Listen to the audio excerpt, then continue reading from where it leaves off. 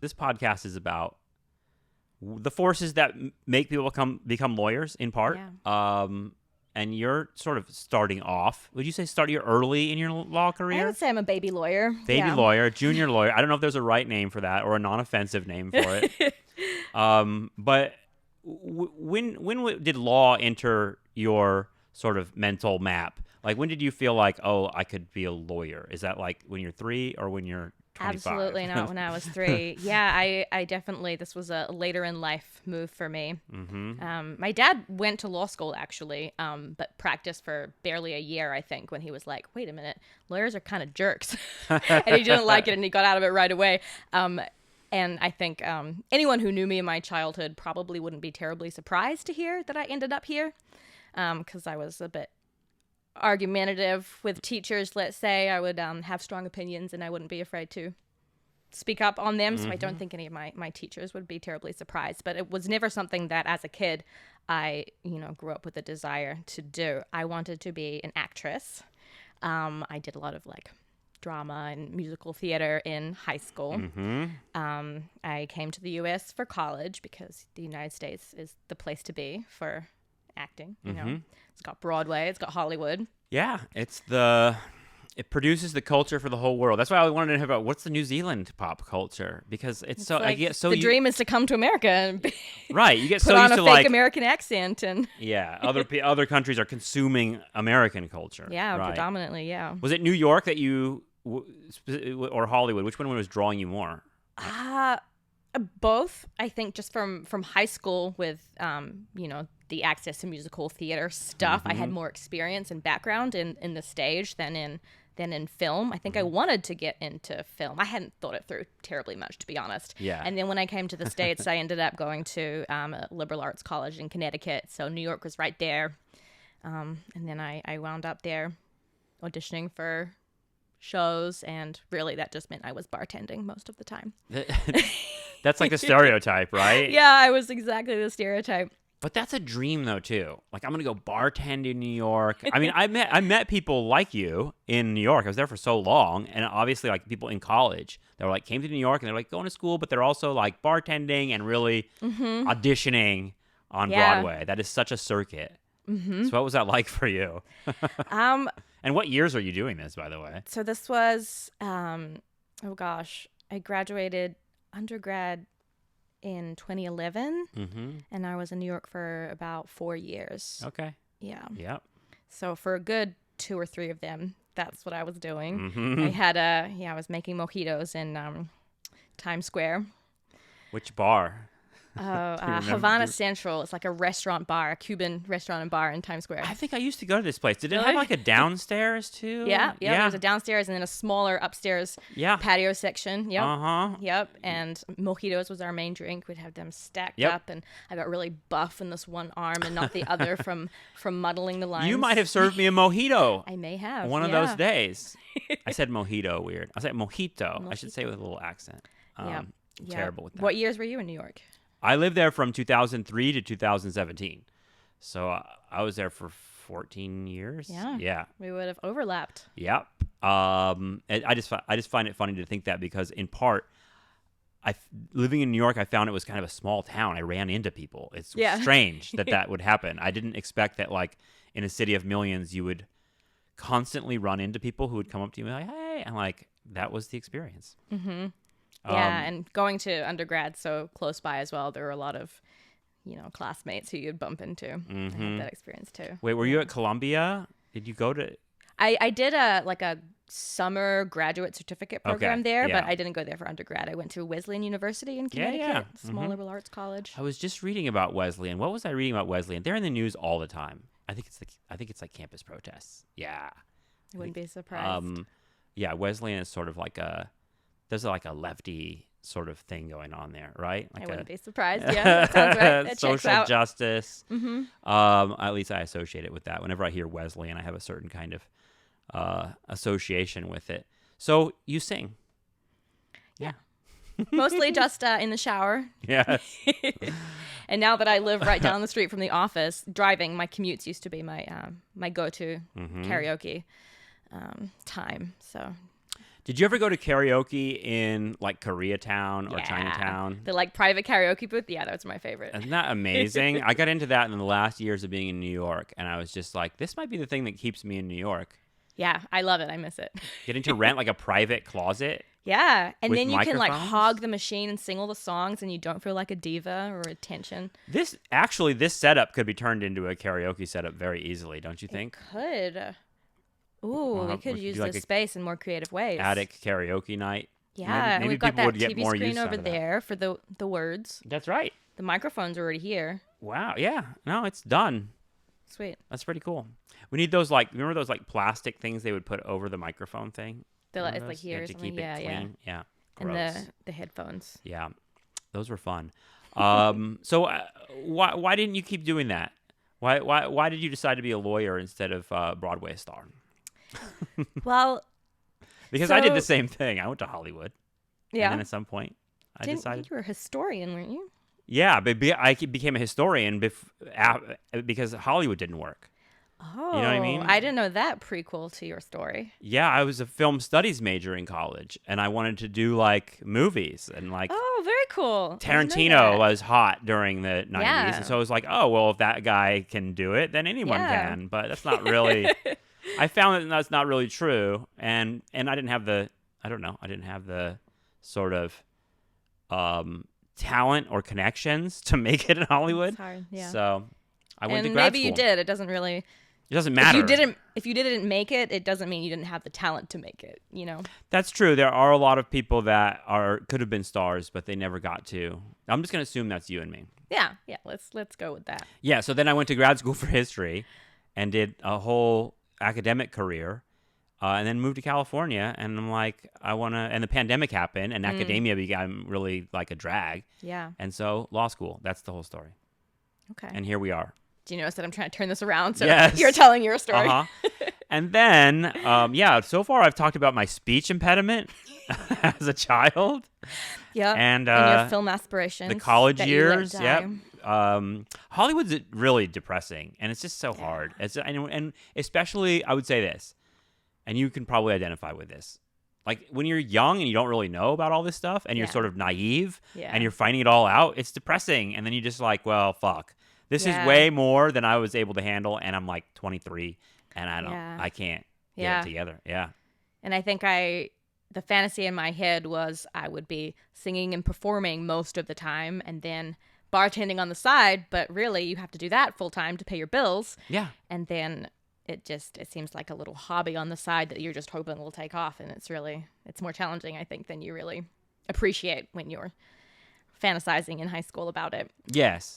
But for me, there was definitely a turning point when I realized I didn't want to pursue it anymore. It wasn't that I want to do law instead. It was that I need to take a step back and reflect. In New York City, as you know, there's a similar problem as we have here in California with a lot of unhoused people. Mm-hmm. And I was bartending, so I typically had cash on me, and I would make a point of, always giving a few bucks to a homeless person whenever I saw them. And I remember this one day I was going to an audition. It was winter. It was freezing cold. I was running late. And there was a unhoused gentleman in the doorway of the building that I needed to go into to go to this audition. And I was just so caught up in my own diva life story. I was like, I was running late. I have to get to the audition. I hope I chose the right song. I hope my outfit is okay. And I had to step over him to get into the building. And I did. It's like I didn't see him, He could have been an inanimate object. And I stepped over him and I went to the audition, and I was so late that there was already this ginormous line in front of me. And I sat there all day, and we were all, la, la, la, singing to ourselves and, touching up our hair and our makeup in the mirrors and just fluffing over our appearance and blah, blah, blah. I waited all day, and I didn't even get to audition because there were so many people in front of me. And when I left the building at the end of the day, it's getting dark now, it's freezing cold, and this guy's still there. And then it was just like a sucker punch to my conscience. And I didn't quite let that experience go. I felt like, wow, I spent all day. It felt very self-indulgent and frivolous. Yeah, right. Which, of course, is not to say, I think the arts performing arts, visual arts are all super important, and Of we course, need it in this yeah. world to make the world a beautiful place. We shouldn't have to put those two things against each other. Right. Yeah. No, absolutely not. But I just felt like, especially with the realization that I wasn't spending the bulk of my time doing this thing that I loved. I was spending the bulk of my time making mojitos and, pushing through the crowds of tourists in Times Square. So I realized then that I wanted to take a step back and rethink what I'm doing with the majority of my time. We spend a lot of hours of our day working, and I wanted the work that I was doing in the world to contribute something. It sounds very cheesy, but I wanted to help people and make the world a better place in some way, shape, or form. And I didn't really know what that was. I just knew that if mainly what I'm doing is singing in the shower, I can keep singing in the shower and going to the karaoke rooms, and I get that joy for myself, and then I can do something else with my time that I feel is fulfilling and meaningful and contributing in some way.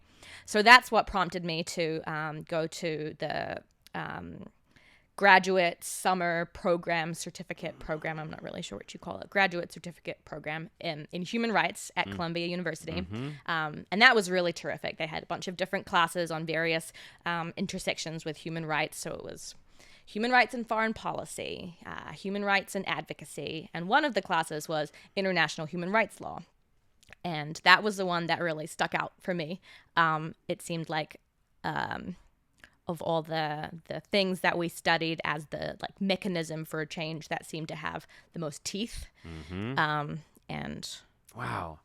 yeah, I don't want to interrupt you because I'm riveted. That was sort of the end of that thought. I'm riveted by this story, but it's so familiar to me, and it's familiar to me as my own story and as the story of a lot of people I met in New York City, especially young people, students that came from other places that were not used to seeing the level of despair that you see on the streets of New York City. That was shocking to me. Yeah. I come from Ventura, and Ventura lately, there's been more of that.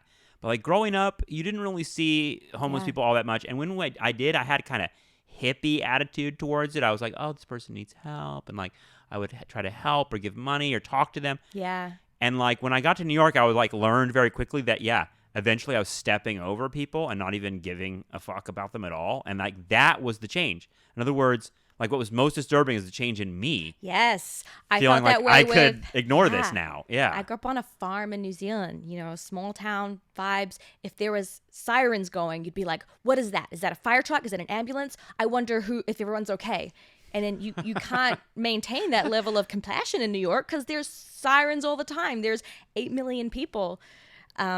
It's just, you become desensitized, and I noticed that in myself, and it's troubling. Yeah. And it's also just, God, there were so many people, those young people I met that were kind of I had the same story. I came from a farm in Nebraska, you know, and now I'm in New York and I'm horrified by everything I see. And I'm going to change my major from whatever frivolous thing I was doing to music. try to. Yeah, exactly. Which is terrible because it's kind of you're right. We need all that. And all of that might be in some weird way a key to the human kind of connection we would need to cultivate in order to eliminate homelessness. I don't know.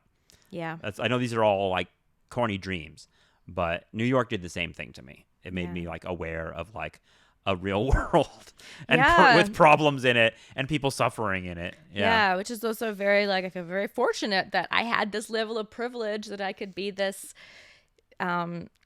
following my dreams for as long as I did and pursuing all those.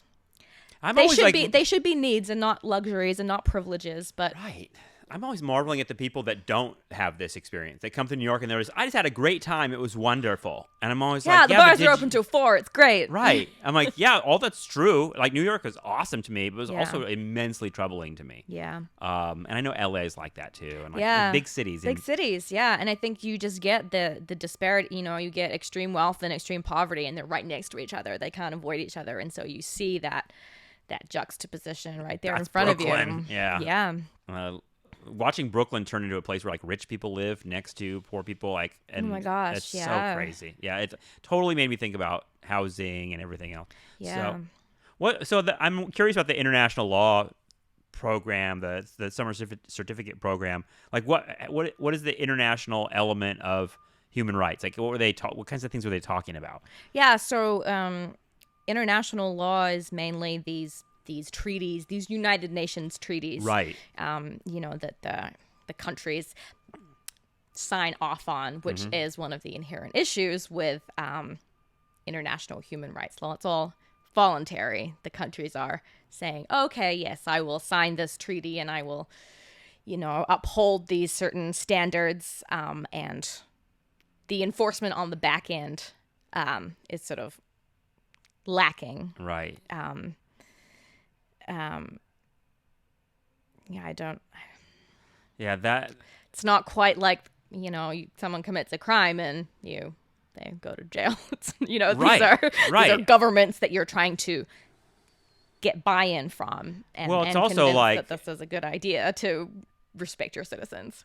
It to me, like, you look at, I mean, you're looking at like the problem of unhoused people in New York, and you want to do something about it, and that's like its own like impossible. Yeah, and then like jumping to like international law, like in other words, you seem like you're, at least at this part of your life, you're like looking at like the big picture stuff, and you want to like do like something, the biggest picture stuff, right? Like, how do we have a universal, that every country on the planet is meeting the same standards of human rights? Like, it's speaking about big kind of naive dreams. Yes. It's kind of up there, and like, this is an abstract, very wonderful concept, very difficult to actually put into practice.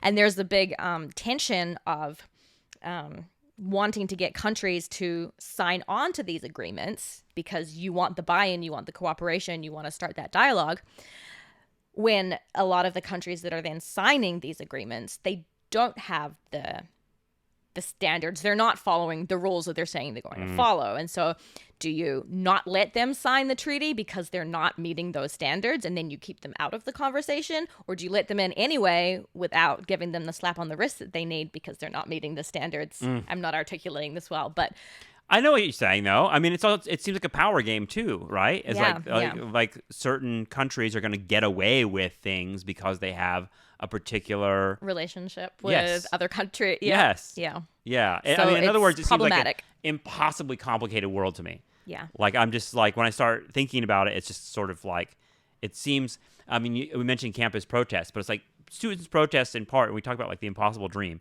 They change the world, right now. And I totally get it. I mean, I feel like you and I are sort of came to that at some point in our lives too. We wanted to do something to change the world, but it's so unclear exactly how one goes about that. Yep. What do you change? Where do you start? How do you implement it? And the other thing that I think I struggled with in that space is, I'm not sure how to articulate this. There's a lot of people come to the space with this kind of savior complex, and it can be a little bit problematic and condescending. And who am I, as this privileged white woman living in the United States, to go to another country? I don't know anything about their customs, their cultures, their values, and I'm going to tell them how to do life. How to do life, yeah. So that was a sort of a problematic. And it's all through like NGOs and like this whole structure of organizations that I'm like, I mean, I remember being curious about that world, but also just being very intimidated by feeling just like it's like picking a corporation to go work for and not really understanding exactly what they're doing to change things. Yeah, yeah. I mean, is this where the idea of law school starts to form in your mind? It was during that summer at Columbia and learning about international human rights law that made me think law school could be a cool option for me. I also, when I was singing and bartending, I missed using my brain. Or that part of it, the more analytical and aggressive, I guess, part of my personality was sort of not being used as much. So I thought law school sounded appealing at that point. So based on what I knew from Legally Blonde, I knew I would have to study for the LSATs. And so then I stopped bartending and I got a job as a paralegal at a law firm downtown Battery Park. Cool. And there were a number of other paralegals in a similar life phase as me, also wanting to go to law school. And so that was nice having, friends and colleagues who were also studying for the LSAT, and we would study together. And that also made me realize how much more time I needed to be spending on on studying. Yeah, I mean, to me, like the most important thing about the trying to get into like graduate school or anything was finding other people that were already doing it, because I was always like swimming upstream, like feeling like I don't know anybody here and they're already doing it. Yeah, so that was nice. I found a little community, and we would, go into work early and like take practice tests together and things like that. And they were brilliant women who knew more about their path. They had been on the law path a lot longer than I had, so I was able to pick their brains and learn a lot and be motivated to work harder than I would have otherwise, I think. Did you have, I mean, it seems like you had a general direction of like what you wanted to do with law, but I mean, I'm in law school right now. I'm in 1L. I think late 1L, what a time.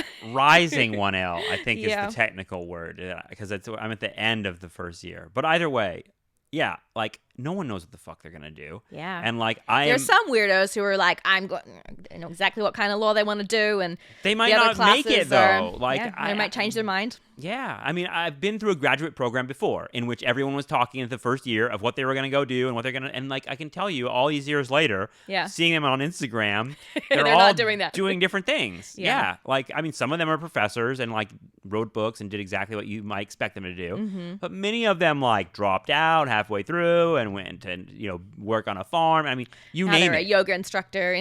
Lots of yoga instructors. Many yoga instructors. That's a common path.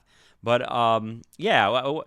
did you know when you were a 1L, 2L, like did you like? It sounds like you had a general direction. I had a general direction. I wanted to do something save the worldy, warm fuzzy, something human rights oriented. I assumed a little more international leaning. I'm not really sure why. I think I wanted to find the biggest, baddest, worst problems in the world and try and solve them. Yeah. That was the only kind of guiding star I had. I'm going to be a lawyer that ends war. I'm like, fix it. World peace. I will find the answer and achieve it. Through a lawsuit. Just the world's been waiting for the right lawsuit. Perfect, the right tort. I don't know. And women's rights. I was also interested in women's rights. So my first like summer job during law school was at a small women's rights organization in Madrid, Spain. That was very cool. Did you speak Spanish? Un poquito solamente. No, still not really. Like, how do you just go work in a law firm in Madrid, Spain? And also, my question too is like, we learned so much that the law of California is like, the law of California is specific. Very you can't go and specific, practice law in Mississippi. They got a different thing. So how do you go to Madrid? Like they have, I guess, the common law countries are. Yeah, well, we weren't the organization wasn't suing people under local law. It was suing the country itself under the international conventions like the CEDAW Convention, which is the Women's Rights, United Nations Human Rights Convention. So CEDAW, did you say SEA? CEDAW, the Convention Against Discrimination, and I need to see it written down. Every time we bring up acronyms, like none of us can on this show. It's something that happens on podcasts. So you bring up an acronym that you've used a million times, and you're like, I don't remember what that stands for. And it's very long-winded, so everyone. I just thought you said CEDAW, like SEATO, which is like the Southeast Asia Trade Organization, and I was kind of like, no, CEDAW, CEDAW, CEDAW Convention. This was an accent issue. So it wasn't under like a local, like the California state law or something like that. Right. It wasn't that sort of equivalent. Okay. And a lot of it is big picture policy oriented stuff and amicus briefs and things like that. Yeah, I mean, I think you and I have talked before a little bit about the sort of I don't know, the frustration of like the amicus brief or the white paper, the sort of like academic end of lawyering, which is sort of like, I'm going to go work for a think tank and like write pieces about the lawsuit that'll end war or something like that. Yeah. And that was my experience with the international law spaces that I was in. It seemed like a lot of writing with great ideas that probably very few people would ever read. Did you have a desire to do that, or did you have a desire to like do something else? I didn't have a clear direction. I think I wanted to. The summer jobs I had during law school were to try to figure out just that, like, what does this look like in practice, and what are the avenues to practice it. But I think I wanted something a little more hands-on. The other sort of related to the issue I mentioned earlier about who am I to go into this foreign country and try and tell them how to conduct themselves. I also felt, there's a lot of things right here in my backyard, right here domestically in the United States, that could be better. You don't need to go to a foreign country to find human rights abuses. No, if you ride the subway in New York, it's happening right there. There's work to do. I mean, it's obvious. Yeah. And so when I started thinking on a more domestic level, and that's when my first sort of shift during that law school trajectory was towards criminal justice related stuff here in the United States. So my final summer job during law school was at the public defender's office in Alameda County. Alameda in the Bay Area. So wait, did we move from New York at some point? Are you you're going to law school in California? Yeah, I came to California for law school. Okay. So I was paralegal in the downtown law firm, studying for the LSATs, and then moved over here for law school. Did you have a tear in your eye when you left New York, or were you ready to leave New York? I'm just asking personally, because I feel like leaving New York is hard a little bit. Yeah, it's a unique city. A bit of both. I'm always excited to go to new places, and my father's in California, his family's here. So as far as the United States, California felt like the most like home to me. And yeah, again, I grew up on a small farm in New Zealand. New York City was a wonderful experience, but it was also a big culture shock. Totally. So I felt like it was definitely something I wanted to experience, living that big city life. But I felt like I checked the box. Where did you land when you came to California? Originally I was going to go to Berkeley. Okay. And then last minute switched to Stanford. My dad's a Berkeley guy, so he's really disappointed in me. Okay. That whole area, though, too, like San Francisco, Oakland, I mean, these were places that I experienced culture shock when I was young, because I'm from Southern California. We used to go up there. And like Oakland, Berkeley, these places, I think it's like the poverty, the kind of the big city sort of stuff is very present there, too. But also Palo Alto. I mean, come on. You don't see it as much. Yeah. That's ridiculous. Beautiful area and beautiful campus, but... And Alameda is a cool place. I've been there. That's like a little strip, like a little island, right? Alameda? Is it like, am I wrong about that? The county is pretty large. It covers like Fremont and also Oakland, I think. I'm thinking about something else. So tell me about the PD office up there. Like what drives a person to go work at the public defender's office? Because some people really want to go work at the DA's office. So I'm wondering. Yeah, well... That's a big split in law school, right? That's a very big question. I got to be careful what I say, because Ron and Danielle were both district attorneys. We talk about it all on this show, though. It's kind of like I mean, there are camps. Yeah. You know, there's a deep politics to all that, obviously. Yeah. My interest in criminal justice came from the perspective that there are a lot of issues that need to be addressed there from the angle of racial justice, particularly.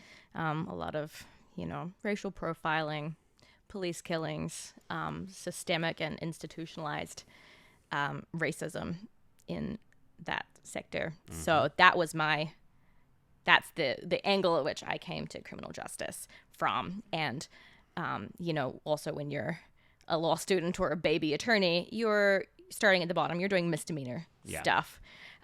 You're not, defending the murderers or the rapists. You're, the sweet old lady who let her driver's license expire and she forgot and she's driving on an expired license. Or the young kid who him and his buddies climbed over a fence to a gated community to swim in their swimming pool in the middle of the night. Now he's slapped with a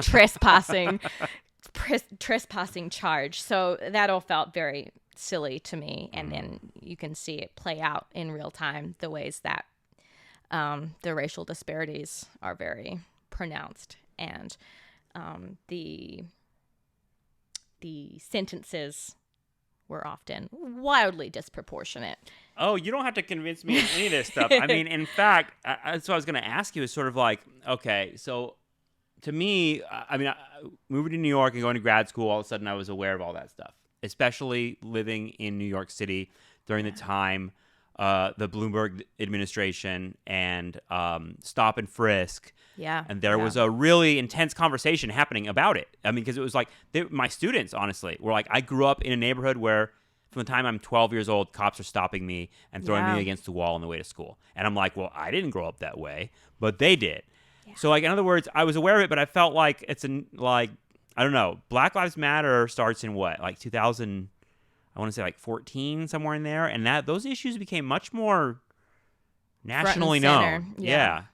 So at what point did that become into your consciousness, I guess I'm asking? Because for me, it was like through literally grad school in New York. I think, well, first of all, coming from New Zealand, I think it was something that I noticed pretty early on. It's kind of a culture shock. I mean, don't get me wrong, New Zealand is a colonial country and we have obvious imperialist and racist issues of our own, but I think not nearly as prevalent or as problematic as in the United States. So that was... Our cops in New Zealand don't have guns. You know, you don't see a police officer standing on the street corner packing heat. That's just not something that you see. So that was very jarring for me. And I noticed it because I wasn't used to seeing it. And even as a little white girl, I wasn't going to be racially profiled, but I didn't feel safe in the presence of a police officer. I remember my dad likes to tell the story. My mom is British, my dad is American, and I grew up in New Zealand. But in New Zealand, you were taught, my mom would always say, you know, like when we were younger, if you get lost, find a police officer and ask them for help.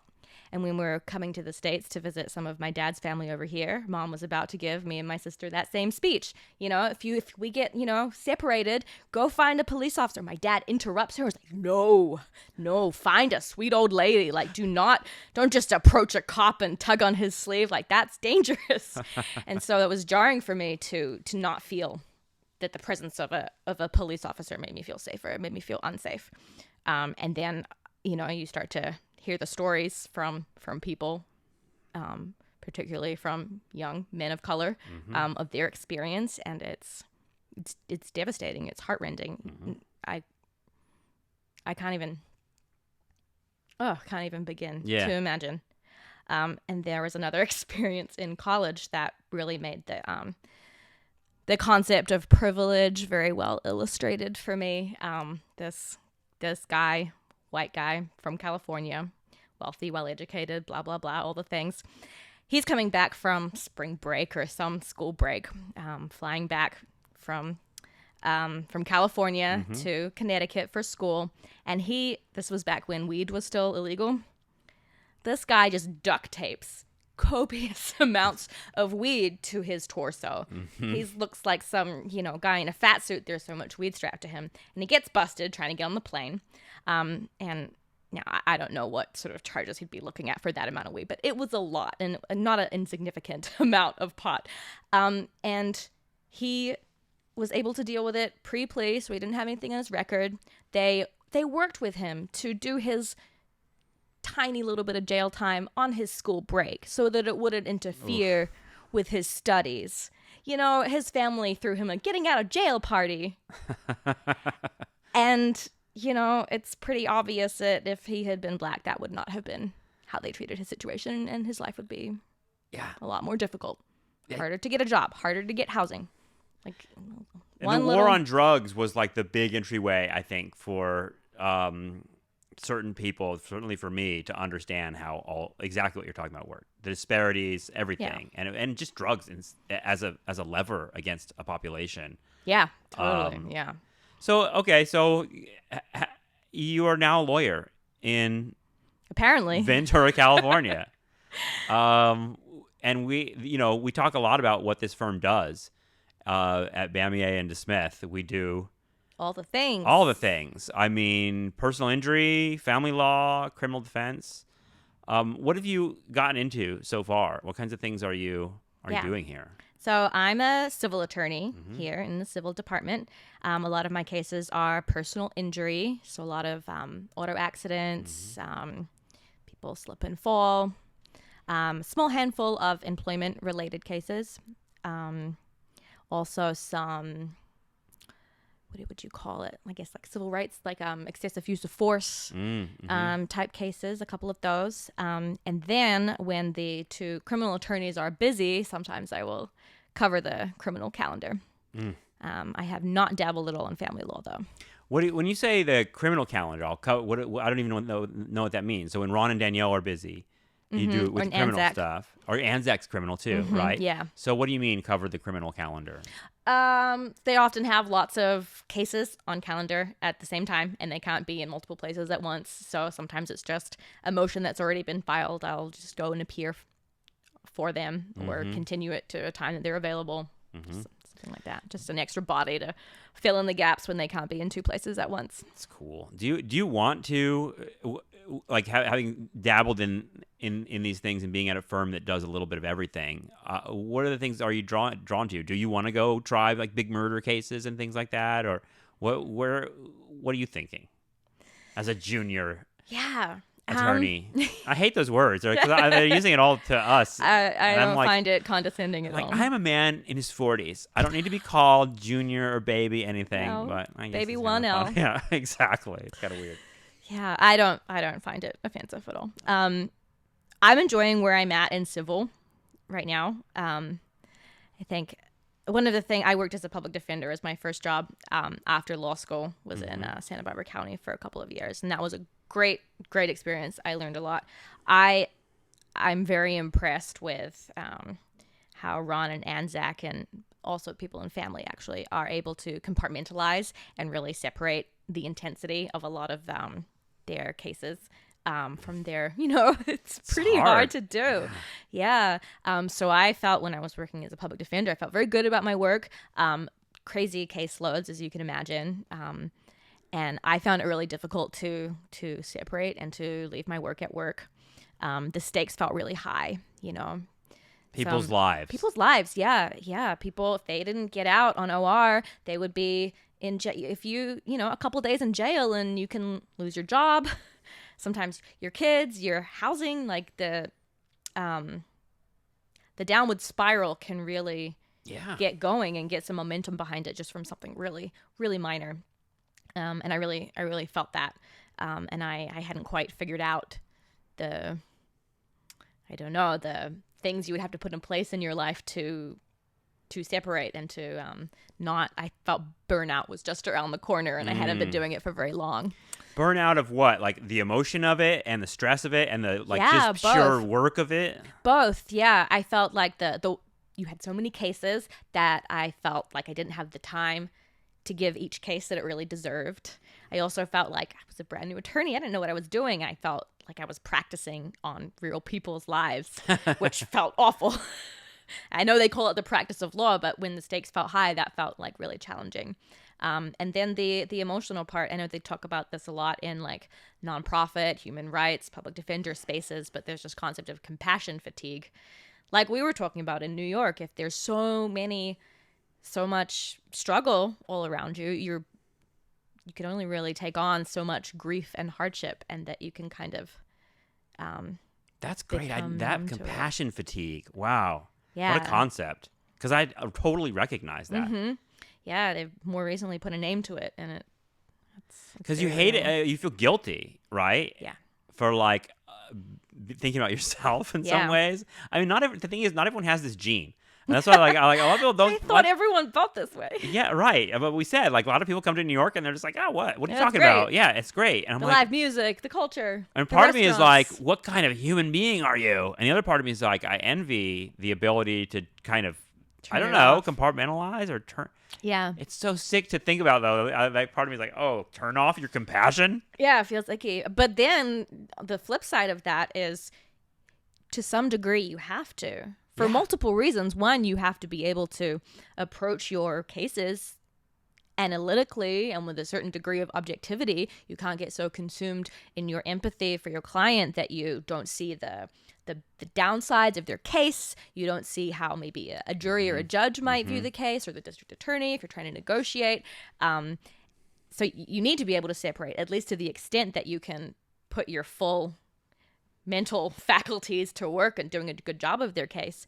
And then on the other hand, also to be able to be in that line of work for a long time, you need to have some sort of system in place to be able to compartmentalize and turn it off. Or you're going to burn out. You could give it 100% for 2 years, or you could give it 80% for 10 years, and you can do more good over that stretch of time. I was going to say drinking and drugs is the answer for a lot of people, I think. It is. It's a danger zone for lawyers. Yeah, our industry is disproportionately high. Just a bottle of whiskey somewhere. Yeah, there it is. There it is. So, I mean... Piggyback?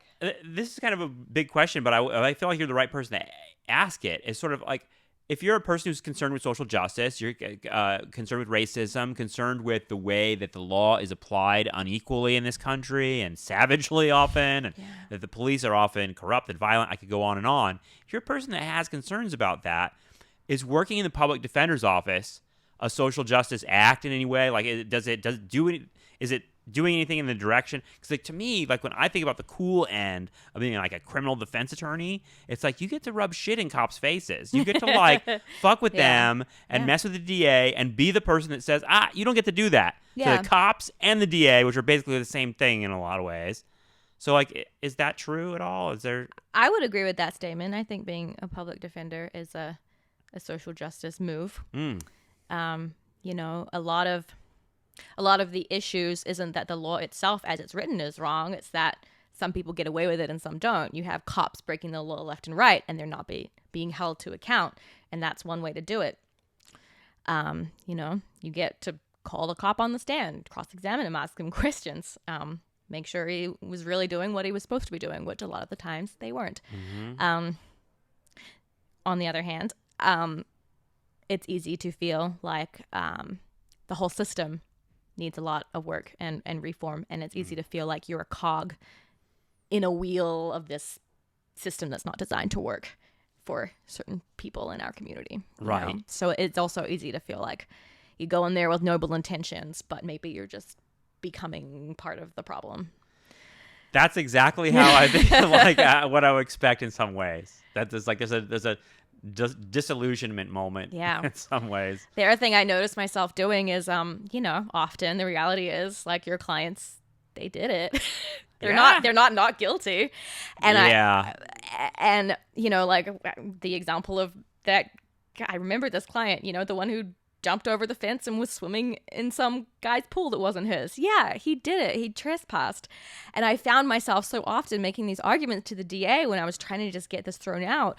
I wasn't saying he didn't do it because he did. I was like, this is stupid. Like, this shouldn't be a law. Why are we here? And then he said to me, the DA was like, that's not an argument. That's not the law. I'm like, I know. I didn't have any law to argue with. Yeah. It was just like, this shouldn't be this way. Yeah, and you meet awful people too, I'm sure, where you're kind of like, I don't know. There's like I think there's a little kind of Pollyannish attitude of like, oh, all these people are just victims of the system. Yeah. Like, well, yeah, but there's some that you know they're gonna do the same thing. These people are fucked up people. I'm scared of them, you know, in that sense. And I mean, I'm a very I don't like prisons. I don't like jails. I want to imagine a society without them. As I don't think people get better by being in a cage. Right. As fantastical and ridiculous and as much as people make fun of that idea, to me, it's a very forward, progressive idea. Is the goal of an abolitionist? A world, yeah, a little bit. You know, we talk a lot about abolition on my other podcast. But I think it's not quite as far-fetched as people make it out to right. That's the thing. On the other hand, I'm like, I see how like abolish the police and abolish prisons didn't like hit with the general population very well. Yeah. And I understand that because, you know, I was part of that population at one point too. Like there's an education. Yeah. That has it's also hard to imagine because it's always been this way. We think that it's hard to imagine an entire system that is so distinctly different. You know, we assume because for our entire lives there have been where cops. The cops have no guns. There is another way. Yeah, there is. Live with the hobbits, the way the hobbits live in New Zealand. But you know, we still have jails, and there's still, I'm sure, people in them who shouldn't be in there. Sure. Yeah. Well, I know, and that's the thing. I mean, it's talking in utopian terms often, but it's also like the things that have become normalized in America about prisons and jails and police are nuts compared to the rest of the world. They're really nuts. Still have capital punishment in this country. That's bonkers to me. Absolutely bonkers. We have tent cities here. I mean, I have a friend that just moved to London a couple years ago, and he's like, the homelessness in London is nothing compared to New York City or LA. We don't have that. And like, just because they have like the minimal social programs, the minimal housing services, the minimal, just like basic liberal shit that here is called communism. Yes. I'm going to get on my high horse here. Yeah, socialism is a dirty word. Right. All that stuff is like, you could do basic stuff, like a portion of our taxes could just deal with 90% of this shit, honestly. Yeah. But oh my gosh, don't get me started. All right. But actually, kind of related, but then also more related to the work that I do. Kind of bring it back to that. Yeah, bring it together. I grew up in New Zealand, as I said. Another big difference is that we don't have this whole concept of tort law, which is basically what my practice is here. It doesn't exist. And I know you and Danielle talked a lot on the podcast and her, what is it? A tort is not a cake. Yes. I had the same experience coming to law school. I'm like, a tort? Like, what is this? What is that? Yeah. And I felt like I was taking crazy pills. I'm like, it just didn't really compute with me. You know, it was like this wild idea where it has to be someone's fault. You could imagine there are a lot of things that they're just accidents. No one meant for them to happen. No one has to be the bad guy for us to be like, oh, this person is injured. Let's help them. And so in New Zealand, tort law doesn't exist. And I was ranting to my friends, like, it doesn't have to be this way. What is this about? And I thought like I must be misremembering how things worked. And then in the very last day of tort class, they brought in a Kiwi to talk about how we don't have torts in New Zealand. And I felt so vindicated. I was like, yes, see, I told you. But how it works there, it's like there's... It's amazing, though. That it's like a no-fault system. And I left when I was 17, and I had no interest in being a lawyer then. So I don't know. Don't quote me on any of this. I'm not sure how accurate I am. But maybe they have torts now there. Who knows? Maybe, exactly. Yeah, a lot could have changed as well. But basically, if you hurt yourself... it doesn't matter if I broke my leg because I'm clumsy and I fell over, or if I got in a fight and you broke my leg, or if, there was a pothole in the road that I tripped in, or an unsafe staircase at work. None of that matters. What matters is I broke my leg, and I'm going to be taken care of. My medical expenses, whatever rehabilitation I need, whatever I need to, time off work. We don't have to find the deep pockets, in other words, exactly. to get That's someone just to pay handled. for it. Yeah. And then separate and aside from that is, making sure that public spaces are safe, that workplaces are safe, that we aren't going around getting in fights with each other. Those are separate, completely unrelated things. So no one is getting these, multi-million-dollar settlements. There's not this big you get all or nothing type situations. It's just based on what your need is, based on what your injury is, and how much time you need to be out. It's just makes a lot of sense. But what you're talking about is a very different way of structuring things, and that's based on a different way of looking at things, of what's important in a society. And the American system is just so rotten. And we love to get millionaires out of lawsuits, which is like, it's such a complicated thing. Because all the tort reform people are like right-wingers in America. Like, it's the Republican Party wants tort reform, right? Because they don't want you suing doctors or corporations and that sort of thing. Yeah. But on the other, like, that, just what you've described is like, a lot of the times it's just an accident. Seems so logical. Yeah, it seems so logical. This was great, Charlotte. Thank you so much for talking with me. Thank you for having me. Let's talk more in the future as you do more cases. Sounds I want to hear how the journey evolves. Yeah. I like putting it that way. Thank you. Thank you.